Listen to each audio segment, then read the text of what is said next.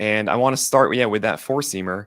Are you thinking of this as a, hey, I want to go upstairs with this? You have a lot of vert on it, 17 inches of vert. We like that, especially considering that you don't throw 98 to get all the extra spin a lot of other guys get and use for it. Is that something that's, versus lefties versus righties, you're saying, cool, just generally upstairs? Or is it inside to righties and also away to lefties as well? What's your game plan with each of these pitches? We'll start with the four-seamer. Yeah, I mean, four seam, like you said, really trying to work kind of top of that zone with the carry, understanding that that's where it plays, and with kind of my pitch mix being, I would say, more of a north-south kind of approach in some ways. I know there's the sweeper and the sinker. No, you can't have that curveball the way you do if you aren't north-south. Absolutely. Yeah. So, I mean, that working up top is going to help one, just with the movement play. That's like the location where it plays, and then it's going to help the curveball play off of it more. I think recently, too, we've been looking at a lot more of like, guys, I think especially four-seam guys, like hitters, are understanding that like four-seam guys are going to throw it at the top, and kind of opening up a shoot to where when you throw it down in the zone, like it stays truer, but it looks like it's going to be a ball and stays in the zone. So gotten ahead a lot by just throwing four-seam, kind of, I guess, old school approach at the knees. Oh, man, shoot knees. Yeah. I mean, growing up for me, it was like, obviously we didn't know metrics. We didn't know, hey, throw a four-seam at the top of the zone to try and get strike three. So for me in like high school and even when I was younger, it was like, okay, we're going to throw everything at the knees or below. Like if we're going to miss, we're going to miss down in the zone, not up in the zone.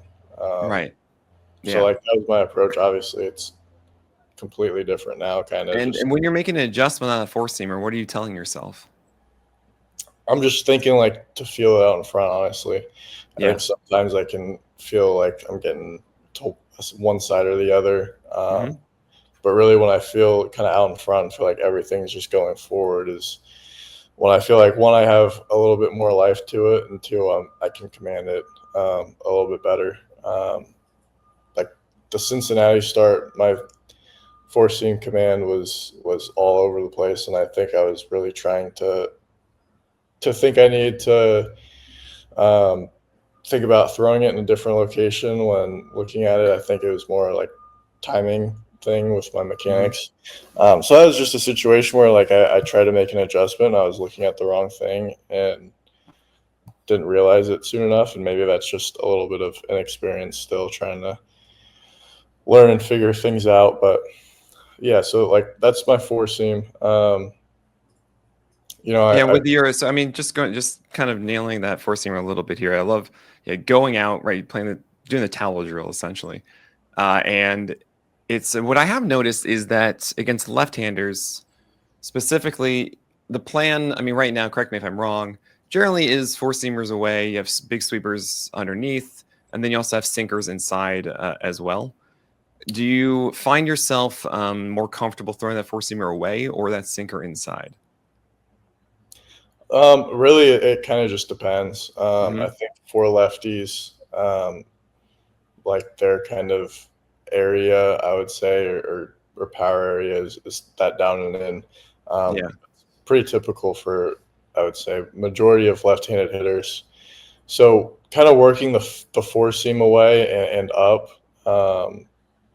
it's more so not necessarily like comfortability throwing it there. I mean, I can throw it up and into a lefty if needed to.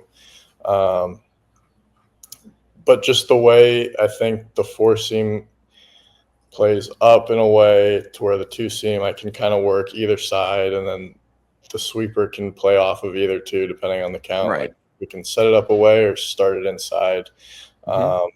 It's just kind of the way everything works out, I would say. The reason I mention it is you have had success this year with that four-seamer away, and I see that a lot of just, hey, cool, I'm going to stay away from lefties and then have my sweeper underneath. I'm a giant fan of being able to throw sinkers, same-handed batters inside. I think it's someone that threw sinkers growing up, and then I got really into it, and then everyone was doing it, and then sinker pulled back because we realized, oh my gosh, mistake sinkers are like the easiest pitches to hit. So let's not do that. Let's understand how high heaters are still really good. And now it's making this resurgence of that people are realizing, oh, right, horizontal movement coming into the batter is always a good thing Yeah. when it's in and off the plate. And I see that your sinker, two things about that I really like this season is one, you're way more consistent getting strikes with it than you are on your four seamer. Right now, it's 21% usage at a 77% strike rate.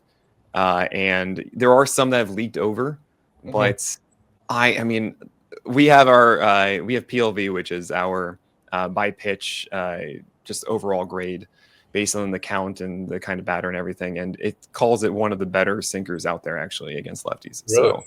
So it's loving it based on the location, how you used it. I know you've gotten burned, I think, a couple times with it. The outcomes are not favorable. So the two times it's been in play has been also really good contact for them. But I'm a fan of you going with that instead of the four seamer that has been a little more erratic. And I'm kind of curious if there's a reason or there's a certain game that really caused that four seamer to have such a low strike rate of 53%. Yeah, I mean, so I would say, looking back on the two seam real quick, I would say, does that show, is that strictly left-handers? Because I'm trying to Yes. think what the two results would have been. The two results. Oh, I could probably find that for you in some time, but yeah, keep going here.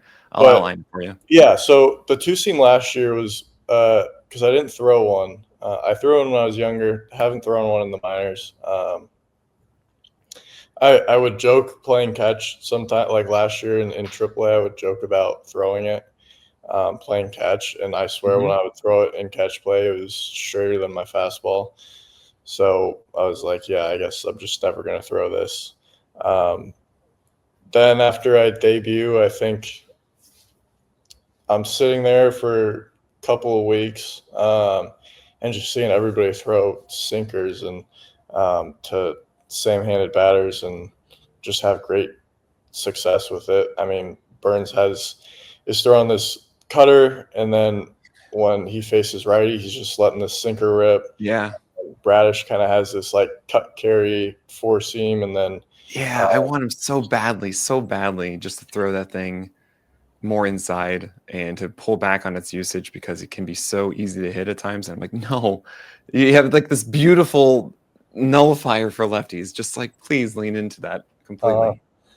Yeah, but then he's throwing this sinker to righties that, like, if you look at movement wise, like, isn't off the charts, but because of the separation he gets between his four seam and his two seam, it's just absolutely get at 98. So it's devastating. So I'm like, let me just try to see what I could do. Let me just throw it in a bullpen, see how it is. And for some reason, when I got off the mound, it was pretty good. And then I think the game against Cleveland was the first time I threw it. And like the first time I really saw it was I think I was facing Fry. And I think I started him with a cutter up and in that he swung and missed at. Then I threw him a two seam that kind of started middle. And last year, the two seam was there weren't a lot of expectations on it. I wasn't trying. I was really just trying to rip it and let it move. Wasn't really too focused on like overly commanding it. But like I let this one rip from Fry, and I looked back and had 20 inches of horizontal movement, and I was oh my gosh.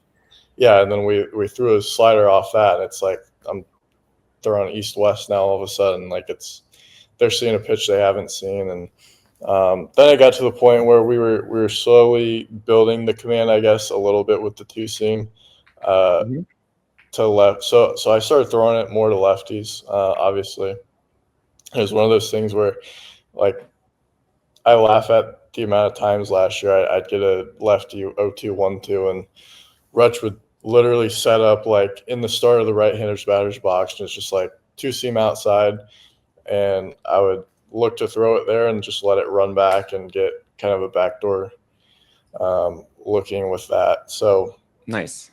I think when we talk about kind of the sinker usage to lefties, like yesterday,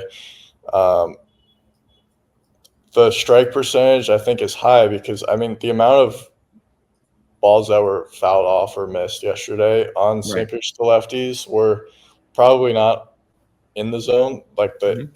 the in zone rate probably Yeah. wasn't that great, but That's fine with me. That's actually, I would back in the day when I didn't have all this wonderful stuff, I would just judge sinkers based on O swing. I yeah, would just like, are you getting, are you like Zach Wheeler where you have 50% O swing on sinkers, which is just absurd. But if you're above 30%, that means you're generally doing it the right way with it. And mhm. right now, as far as your sinker is to lefties, what I see is a 56% O swing at the moment, which is just incredibly encouraging. I mean, obviously, it's because you are throwing it right on that border of inside edge and then just off of it. It's how you got James Wood to fly out. That was one of the hard hits, and then one was a sac fly to Vinny Pasquantino, which was in that nitro zone, down and in a little bit. You Yeah, probably wanted it more either up or wasn't the inside. best day for Yeah, me overall either. yeah, Limiting contact, yeah, um, absolutely. but yeah, like throwing that two seam for me to lefties is like if I'm gonna be up with it, make sure it starts kind of more middle and runs Yeah. it to where it's either inside or even off. Hmm. And then like working away with it too has been nice just because it can run back and get some looking strikes, Sure. whether that's early or uh, behind. But Yeah. it causes for like mix. So with the fastballs, Yeah. so like the two I look back, I guess one I look back on, and then one instance yesterday is uh, like when I was facing Devers in my first start. I think Hmm. his last at bat. Um, it was I want to say 2-1. We went four seam, try to go down and away, barely off. 2-2, try to go or 1-2, try to go down and off. Then 2-2, try to go down and away with the four seam again, was a little off. So now it's full count. I'm thinking he just saw two four seams in the same spot, both down and away. I'm like, let me just try and throw a two seam in the exact same spot and let it Yeah. run back over. Looking, it probably started in the exact same spot as those four seams, ran back over. He wasn't swinging at it, and it came Yeah. back into the zone. Yeah. It's Uh, beautiful. You'd love to see that. and then, like yesterday with Grisham in that last at bat, we were Hmm. um, throwing him a lot of two seams. We had in his earlier at bats too, mostly like two seam slider. I think we tried to mix in a curveball, but then maybe it wasn't Grisham, whoever it was. Um, four seams. He was a lefty. Four seams, and then or we were mostly two seams, and then full count. Just tried to rip a four seam down and away, and probably imagined it was a two seam and it was gonna come back, and uh, it was off the plate a little bit, but luckily he probably thought it was a two seam and was gonna come back and got a swing and miss. Yeah, that we have a strike looking. It's from Grisham at 3-1, and then you have the 3-2 Grisham swinging as Mm-hmm. well. Yeah. Yeah, right. And playing with that 100%, I love it. Going between two fastballs and just even getting a ton out of that. Would you say that? I mean, against lefties, it seems pretty obvious to me, at least, that you feel like the out pitch is your sweeper to lefties. I mean, that's just a prototypical thing. Lefties, you got to have that big slider or something just to throw down and away. It's kind of weird how more susceptible they are. But then again, you see guys like Dylan Cease and DeGrom are just like, yeah, I'm just going to throw the slider down and away all the time against righties, and things are amazing too. But Yeah, there is always this idea of I just wish a I had little bit just more tug, you this know? pocket like DeGrom has in this down the Oh, line it's bunch. unbelievable. It's just how, oh my gosh. I like to think it's because of his simplicity a little bit. Like he's very just everything's compact with him Yeah. in his mechanics. But when it comes to right-handers, I mean, you're going to face a ton of them. No teams are not shy to throw. Great, we've got all the right-handed bats we want.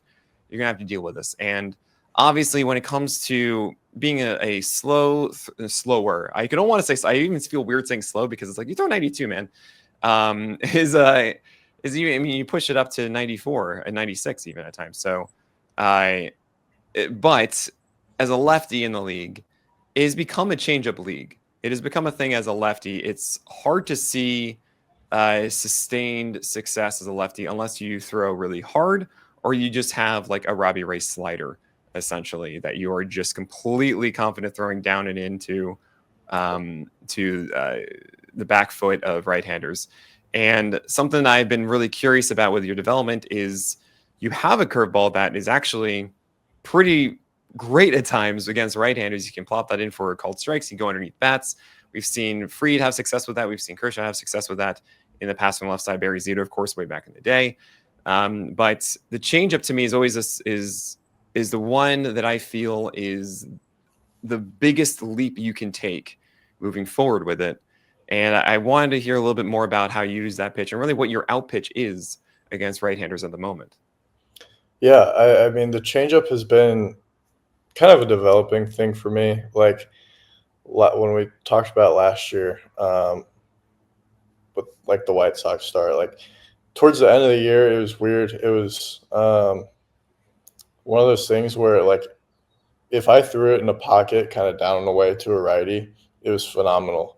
But if it was anywhere but that, it was getting hit hard. Like I think I threw one to Altuve probably 2 inches off the plate, and he somehow still took it the other way. Even in the Minnesota start, I think the 2 hits I gave up were doubles off the changeup, and it wasn't in a down away pocket. So it was kind of one of those things, like if it wasn't located exactly where I wanted to, it wasn't getting good results whatsoever. Yeah. So we went into the offseason kind of looking at something that could switch it up a little bit. And that's where I kind of started tweaking with a kick change, which I've gotten interesting movements. Well, right. So I was gonna think that it was a kick change because you added 2 inches of drop to it and completely reduced its lateral movement. I mean, we're talking 6 inches almost of more of kind of looking like a gyro changeup relative to what you had before. And yeah, the kick change. Everybody, Sarah says amazing article talking about the origins of it. Everyone, I'm sure every person was whispering this in your ear. I don't know if you have a baseball with you close by, but when it comes to a kick change, it's kind of like how I felt with knuckle curves a bit. I could never throw a knuckle curve. It always just bothered me immensely, and I just hated the idea of pulling back my index finger in any way because like the index finger is everything. That's like everything goes through that, and I don't want to use that. Get out of here! Stop that. And when you're throwing your kick change, are you essentially throwing it like, I mean, this one is obviously not your index finger if you're doing like a circle, but are you doing like a four-seamer grip and then pulling back? Are you doing walk us through how you're using yours? Are you flicking out like Hayden Birdsong, or are you just kind of holding it back like Jack Leiter? Yeah, so there's been so much different development. Right? I started throwing it. So originally I was throwing it like trying to throw it this off season. I found a picture of how kind of Birdsong throws his, where it's a big spike and one finger's kind of outside. So it's like two seam oriented. I think his one finger is outside of the seam and one's inside of the two seams. And so I was throwing that playing catch, and it was honestly like more of like it was kind of just fading. So there wasn't like great action to it. Wasn't throwing it off the mound. So, some pitches can have a little bit different shape once you ramp up the intensity and are throwing it off a slope.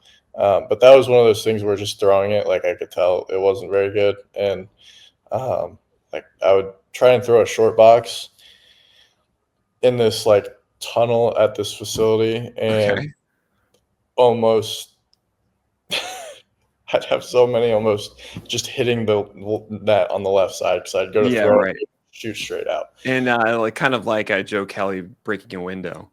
If you remember that video. But then I switched to both being inside of the two seams, and then I went really deep into my palm. Yeah, so I mean that's a almost almost like a palm ball, like a traditional one. And the old adage, of course, when it comes to reducing spin and actually and slowing the ball down and getting more drop in general is the further back into your fingers, the more of the bottom of your finger you get, the slower it's going to be, the more you reduce everything of the ball as it comes out of your fingers. It's why, like four seamers, I was always taught that you want just as little of the ball as possible touching your fingers when you release it. And then the more and more you get in. So like the Fosh ball that you might have seen, which is it's pretty much what the splinker is. And Cade, I can't tell you enough like how much of just of course it's the same. When I finally saw a splinker, because that's what I used to throw, is it's just a splinker to me is you make it a one seam grip, so you put the one seam in between, and then you just push it further into your fingers, like halfway down your fingers for it, instead of all the way down to the back as you're describing with yours. So that's what the splinker is, everybody, and that's what a Fosh ball is too. It's a fun one if you ever want to experiment with that. That exact grip that you just showed was what I used to throw.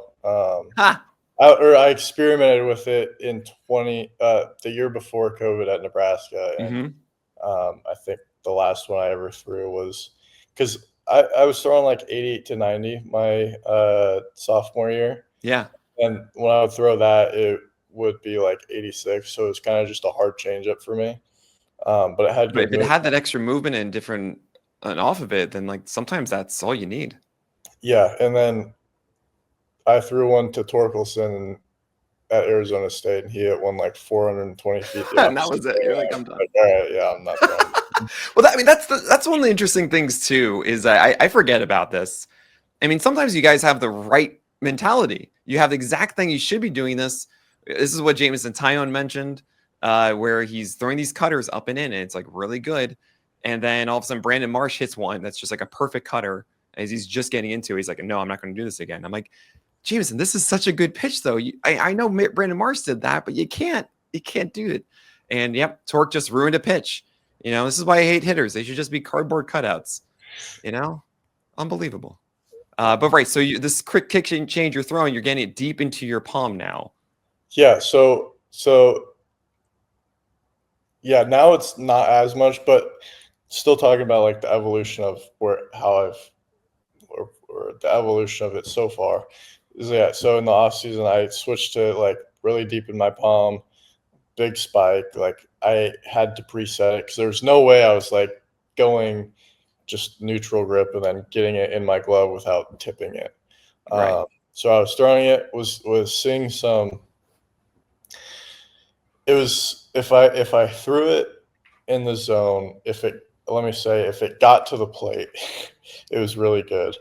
But it was one of those things where if it's so deep to where sometimes it just doesn't come out, and it's going 55 feet.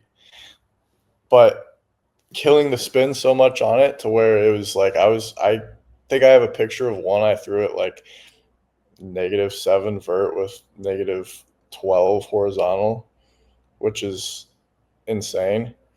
Just as a frame of reference, everyone, when it comes to -7 vert, we're talking about your four seamer at 17 inches of vert, and a lot of changeups off of that. We want like 8 to 10 inches drop of that from there. So we've actually seen from Povich's kick change this year something around like 4 vert as opposed to like the 6 of last year, and -7 is unreal. I mean, that's an ideal slider essentially. Yeah. I mean, I was throwing some that were almost like a righty curveball in some senses. Oh man, it's a screwball is what that technically is, but that's all walk like an Egyptian is what I say is how you're supposed to throw that. Is you have to go reverse curve essentially the normal way. But yeah, that's an ultras pronation then to get that going. Yeah, well, so it's weird because like most of the kick change like variations are kind of like supinated oriented. So it's to allow it to kick it a little bit more so that it gets it spinning more on the side to drop down for. Oh, interesting. Yep. Okay. So when I was getting it really deep though, it was less like kick change and more just like spike change, to where looking at the edgertronic of it, it was like my middle finger was almost pushing like a knuckleball. Right. Yeah. Right. So you are doing the flick. Yeah, and then it was just catching here and then spinning like if I was almost sidearm and really like Devin Right. Williams trying to roll it over and whatnot. But yeah, the command on, like, I was getting sick movement if I was putting a pitch in a vacuum and was like, I don't care if this is a strike or not, just look at the Right. itself. Fantastic. But I would maybe throw like 1 for every 12 for a strike or something like that. Yeah, Like, and not that's unfortunate, right? so then I switched to, I started playing with like, okay, I think kind of this grip is what I'm looking for, but maybe not as deep. So I started playing with like how deep I had it. Um, Started getting more of like the supinated seam effect to it, to where Yep. I was getting it to closer to 0. It would be more like I'd throw 1 maybe in it, like a -1 or -2, but for the most Yeah. part, they're between like 0 and 4 ish. Right.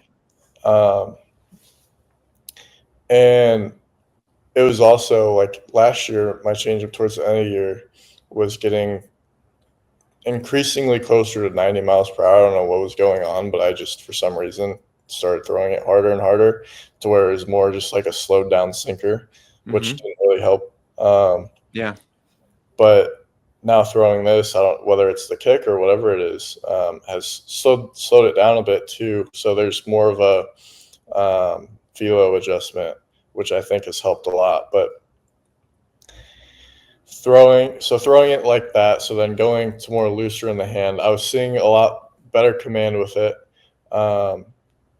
I was able to throw it in the zone a lot more. I was able to kind of throw it down if I was 2 strikes and needed like a swing and miss Yeah. or straight contact.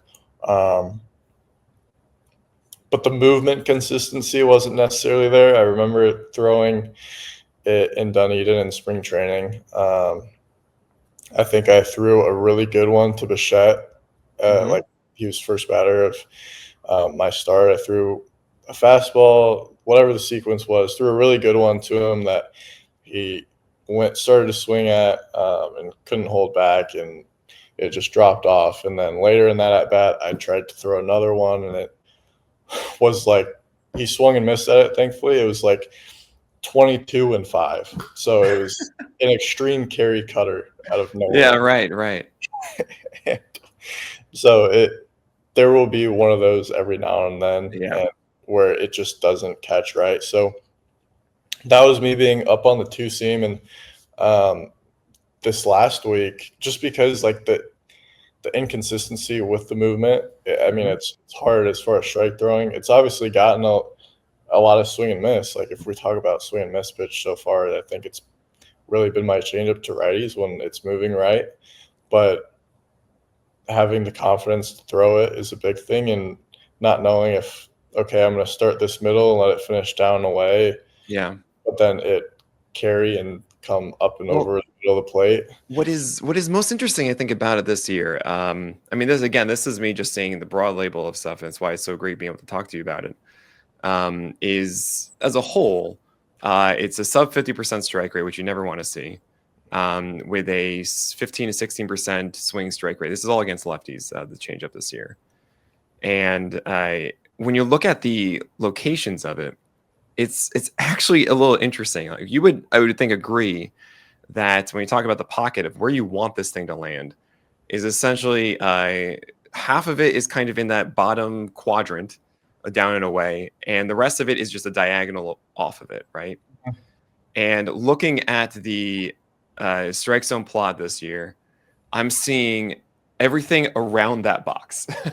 Like, that is away. If it's away and off the plate, it's above that, so it's thigh high or up, so middle lock or a high lock location. And then if it's down enough, it's then middle or inside to righties. So the angle, and what I really get from that is actually a lot of what you're talking about, of like, I'm either getting this cut or I'm getting too much over here. Yeah. And both of those things are hurting it, where it's not you're not really following the angle that you want coming down this way. It's more of up here and not there, if that makes sense, right? It's almost like the initial starting point needs to come down, and then the entire diagonal will follow with it. Right. Yeah, no, I agree.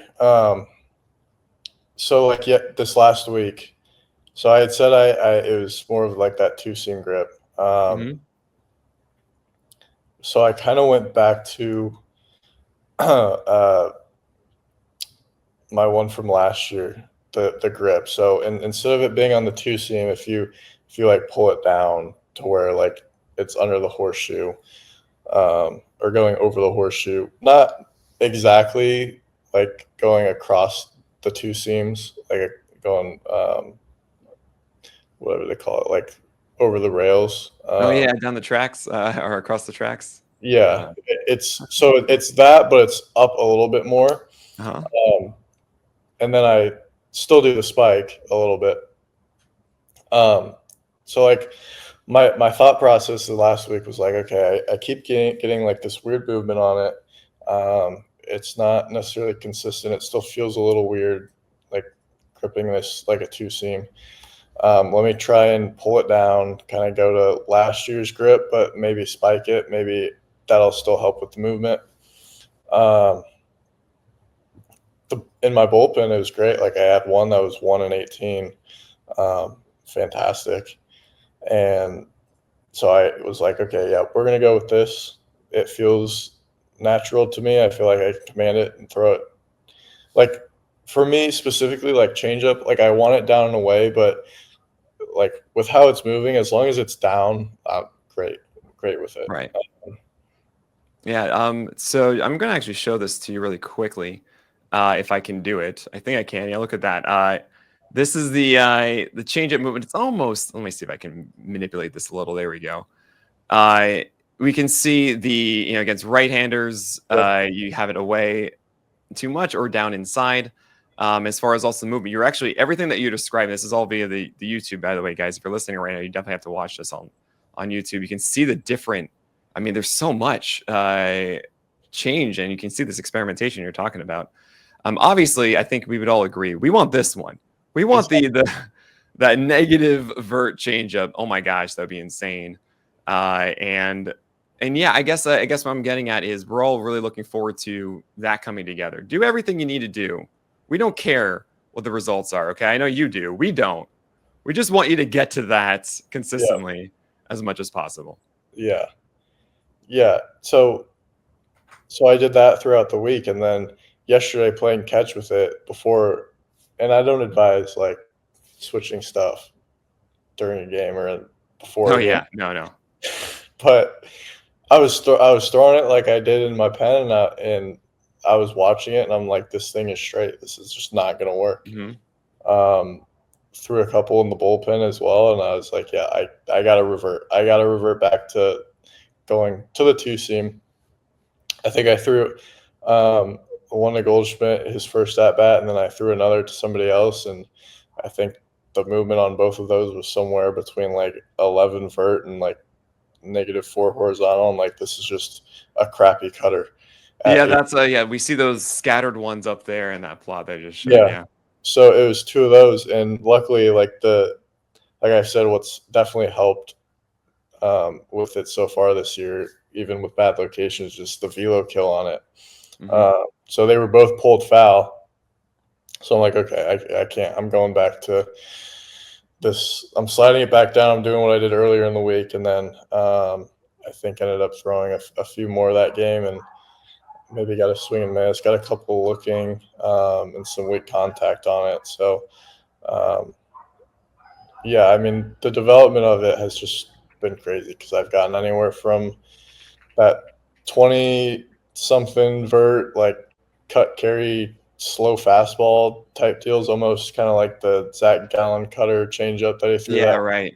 Right. to like I threw one to Jonathan India in KC that was like 86, and it was -2 and -18 or something like that. So it's definitely one of those pitches that there's like if it doesn't catch right, it's going to do something completely different than you're intending. Yeah, exactly. And just want to let you know, my colleague Alex Fast calls you the Slim Reaper, just so you know. But I do also want to go back to the initial question, which was your out pitch against righties. Would you say it's the curve, the you want it to be the changeup?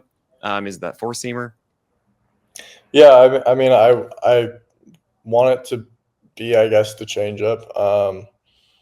I would say it is when it's working right, like when I throw it in the down location that I want and it does what I'm expecting it to, then Mhm. it gets the swing and miss. But like we were talking about, sometimes it decides to hop up on me and stay in the zone. I think the curveball being kind of one of my better pitches. I know sometimes metrically it doesn't always say it's that great. Curves are hard to get metrically right Yeah, because generally what we see is either you're going to throw it as an early called strike pitch, just get that what I call free real estate of just you're going to get a strike most of the time if you can just get this over the plate. They won't swing at it.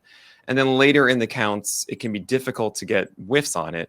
Just in general, curves are either not chased as much as, say, sliders or changeups. yep. And it can be difficult to get that right because if guys are looking off speed and then they see a curveball that's a lollipop in the middle of the plate, then bam, there you go. You're going to get hit on that. Yours, though, I will say, I mean, you've heard this, I'm sure.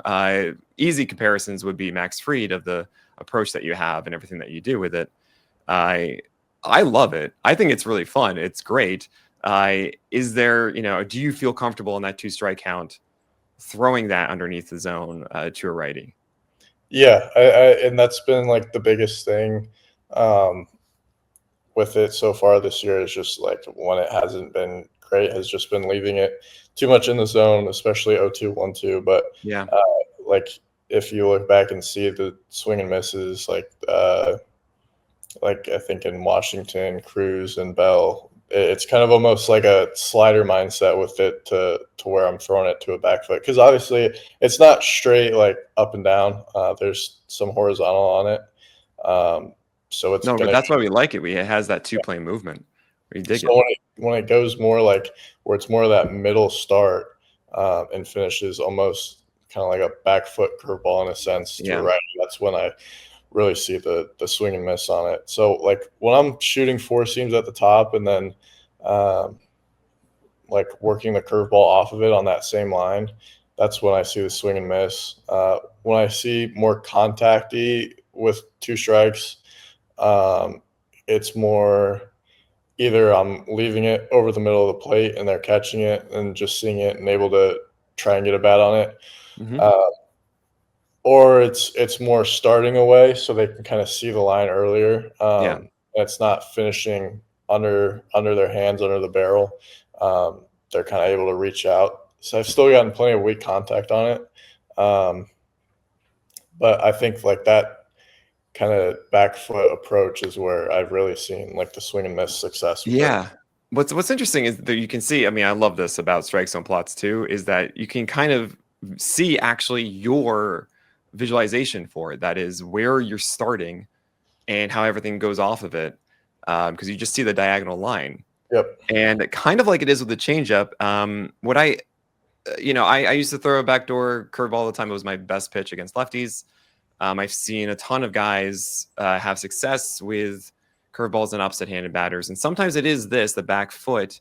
But generally, what I see is you're trying to actually go for, and this is how I did it, was you try and go for the called strike down and away. You want it to land there, and everything kind of goes off of that one. So kind of like with the changeup, what I normally see is yours is starting around, up and away, and then going down that diagonal, down maybe like middle away, and taking that and trying to pull it down 2 inches or lower so that starts at the bottom of the zone as the first one, then going down so that when the curveball is released, it's starting up and middle away off the plate. Let's just say up and away, coming down through the zone at that bottom down and away quadrant, and then ending kind of middle down, because the safety of that, the reason like I've seen people do that before is if you miss, it's not middle, it's not in the nitro zone, even if you miss down and in the zone. Obviously guys that are beat can still just drop the bat and be like, I'm not going to use my force anymore, I'm just going to drop it and I can probably make contact with this. And it can be also less terrifying to throw as a pitcher.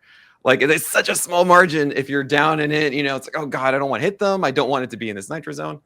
While that approach of the back foot or the down and away glove and then also going underneath it, you will still get a fair number of whiffs because it will go through the zone. Yeah. While you also get a cold strike in a spot that you want. And I can't not mention the similarity of that, like with the changeup and the curve. And I'm wondering if you have experimented with the starting points for each of these pitches and just kind of trying to stay low as much as you can with them, or just really that down and away spot. Yeah, the biggest, like, if we look at last year, like talking about, I mean, I said I look back on those last 2 starts, and then really like kind of the whole last month for me. The biggest mindset was like, I'm gonna rip a 4-seam. Like for me, I know just ripping a 4-seam, I know more than likely it's gonna finish at the top of the zone. But then like the emphasis back to being like my off speed, I'm gonna throw it knees or below. And that's kind of, I think it's easy to try and what's happened, I think, a little bit for me is like easy to try and think, I'm just gonna rip this and throw it for a strike or 2 strikes, try and rip it for a strike to ball. And I just really need to get back to that mentality of like rip the 4-seam, let it carry, and just focus knees and below on everything else. And the last one I do want to mention, because by the way, I got to say, Cade, I know I initially said like, oh, 20, 30 minutes, whatever, but this has been so much fun, and really hearing you really dive into it. I don't think anyone's actually giving me that proper journey that you have. And it's a fantastic one too. I'm really happy you shared it with from high school to the majors. But this has been too much fun for me. I don't want to take all of your time because this is incredible. But the last question I do really want to have here is just the cutter. Because that cutter last year, I thought was a really good weapon for you. It had a high strike rate for you. Yes, it had some mistakes on it to righties, but what we typically do see for left-handers is that cutter showing up as a way to prevent batters from cheating too much away on any changeups or off-speed slow. And also, when you're not throwing 95, 96, even though the four-seamer can get whiffs upstairs, having that extra bit of hesitation that, yes, this is hard, but it's not that four-seamer, can work wonders. And I'm kind of curious why this year we've seen it just completely get shelved against right-handers and just in general. Yeah, so it's very tough for me. Last year, the reason I like went away from it was, one, because it felt like I would try and I wasn't really putting an emphasis on trying to get it inside to righties. Like we would say inside, but I think I was like more focused on, okay, I need to start it here to try and get it inside, but I need it to stay a strike. And that would cause me to sometimes leave it arm side, and it would just run back. Kind of like if you think about like trying to throw a 2-seam into a righty, and like a front door 2-seam to a righty, especially throwing 4-seams in, is a very beneficial pitch. But if you start it inside and it runs back over the middle, completely. It is a lot of damage. A dangerous pitch. There's only like a handful of guys, Michael King and even JT Ginn are like, hey, I can throw front hip sinkers, no problem. It's fine. It's like, what? You can't do that. It's insane. So it's like one of those things where I wasn't putting enough emphasis on inside to righties. So when I would leave it kind of arm side, it would just come back over the middle of the plate, and it was getting pounded. It was good. Like, it was a good reset pitch for me. Like, if my command was out of whack, it was like one of those pitches I felt like I could come back over the zone with it for a strike. But then I got sent down, and I looked at kind of like what pitches were working and what weren't, and my cutter was one that was getting the most damage on it at the time in the big leagues. And so we're like, okay, we're going to scratch that. And it's the reason why I say it's like so difficult for me right now. It's because it seemed like once I scratched that, like my command got a lot better, which was kind of the focus on scratching a pitch really was like, okay, my command's kind of right now. Let's dial it back. Let's not throw 6 pitches. Let's Right. dial it back and just focus on filling up the zone early and attacking and throwing Makes strikes. sense. Yeah. So we did that, and like the thing I go back because I've thought about like throwing it again. Like I've thrown it and playing catch, joking around. It's still good, but it's like whether it be because I stopped throwing the cutter, or it just happens to be like the timing of it. Like I got used to throwing major league balls, or I found something that works for me. It was like my command went up at the time. Like my velocity went up, which like after a couple of starts, it started to go up. But that can also be like time of the year, just feeling consistency. Because like right now, it's back to I would say what it was when I was throwing the cutter. So whether that actually correlates or not, but my vert was up on my four seam, and then like I just saw better results, I guess, Yeah. overall. No, there's no reason to necessarily go with it. I totally understand. So it's like Yeah. one of those things. Like I don't. Is it because I stopped throwing the cutter, or is Right. it because just like the time? It was just the timing Yeah. of it. And you were saying that you try to throw Marianos. Yeah, so it's pretty much like a force. I flip it, so it's not. Right. So the other side, so you're Yeah. essentially falling off a little bit So as you throw it. when I throw my four seam, I go like horseshoe out. When I throw my cutter, I go Okay. like horseshoe in, just so it's a little different, and I rotate it a little bit. Yep. And then just think like I literally probably only use my middle finger. Like I put complete pressure on that and just throw it like a fastball. That's why I'm able to throw it close to my fastball velocity. Gotcha. But yeah, like it's tough because it's Yeah, like I mean it's one of those pitches that when it goes away, you're like, okay, I don't want to focus so much on this. It's something that you throw like you could do, I don't know, 2 outs in the third inning, 0-0 to a righty. Just be like, all right, let's just see if I have this. yeah. You throw one of them there and you go, fine, don't like it. Let's just not do that today or whatever and move on. And like you can experiment at these moments where it's like the low risk moment to try it. But what is interesting is that you're mentioning your mentality with it. And it doesn't sound like it's start it kind of middle in and hope for it to go edge of the plate and inside from there. It sounds like more of just outside as a backdoor offering.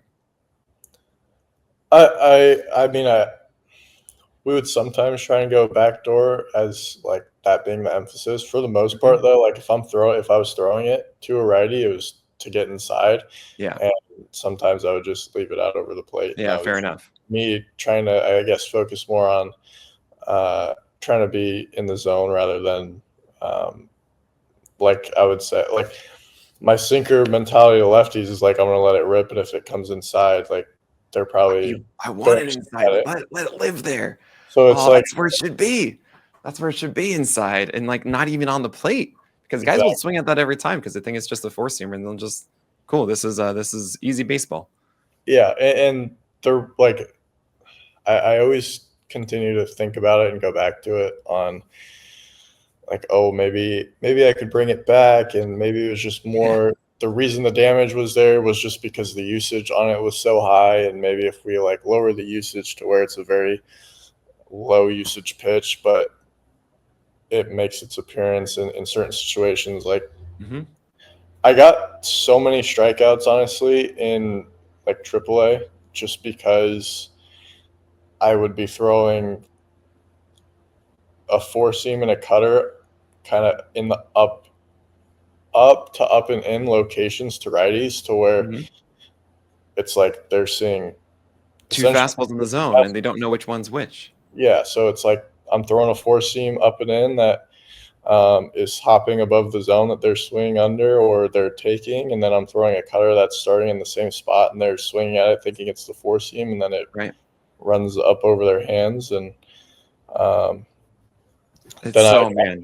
even go kind of um, like obviously I grew up watching Kershaw. I was like I could sometimes I would miss down with it, and it'd be almost like a Kershaw, I guess, crochet type cutter, to where it's like 90-mile-per-hour cutter to the back foot that are getting swinged Right. under the barrel. So it's one of those things, like I think about a lot too, because I think it also elevates my four seam a lot. Mm-hmm. And my changeup, like in AAA last year at the beginning of the year, is like, okay, I can, if I'm working primarily like four seam cutter changeup, and I know I'm gonna have a good day because I'm gonna attack with those and get ahead easily, Yeah. because the timing and then the movement on them, they're gonna be all over the place, and I'm just gonna Yeah. throw on a curveball, and they're gonna be all out of whack. And Yeah. Completely. Like, what? You're not supposed to throw this. Yeah. exactly. I'm gonna bang the table saying, hey, you throw sinkers inside, make sure they're inside of lefties. You throw cutters, make sure they're inside of righties, and miss inside. If you're gonna miss it inside. Keep Right. those four seamers doing what you do with them.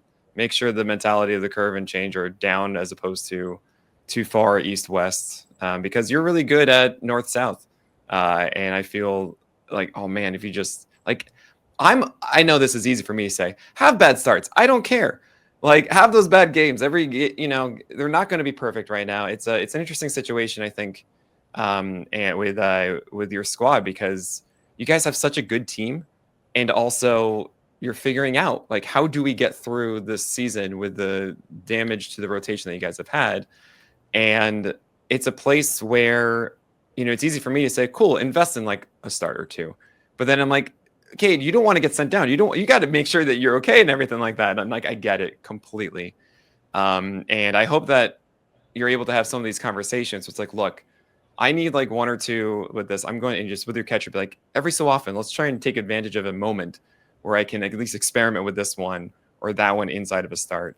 But this is just the luxury I get out here, is being like, oh, okay, yeah, if he just invests his 1-2 starts, he's going to do this. It's going to be great. It's fine.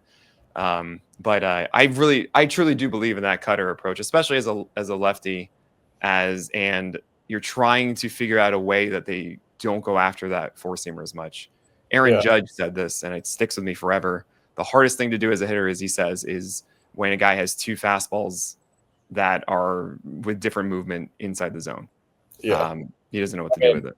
Like, even thinking about like last year, I was to lefties with the cutter. I was throwing three. I think that's why I look back on like one of the Juan Soto strikeouts was like, I'm starting him like with a four seam away, then I'm bringing a two seam that starts kind of off to back over to get a strike, and then I'm throwing a four seam up top or something like that, and then sweeping one off the plate, and then like moving it over a little bit to then throwing a cutter that like looks like maybe it would sweep off the plate, or maybe a fastball that's just down and away, but it ends up coming off the plate to where he can't get to it.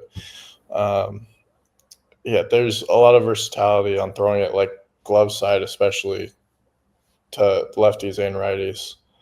Yeah, but you will see. It's part of the whole thing, right? It's that's why we call this the craft here. It's all a work in progress. You can always be better. Every single it's so wild seeing guys like Verlander just change. I'm like, what? DeGrom now going, yeah, right. I'm going to throw more changeups now. I'm like, dude, you're what?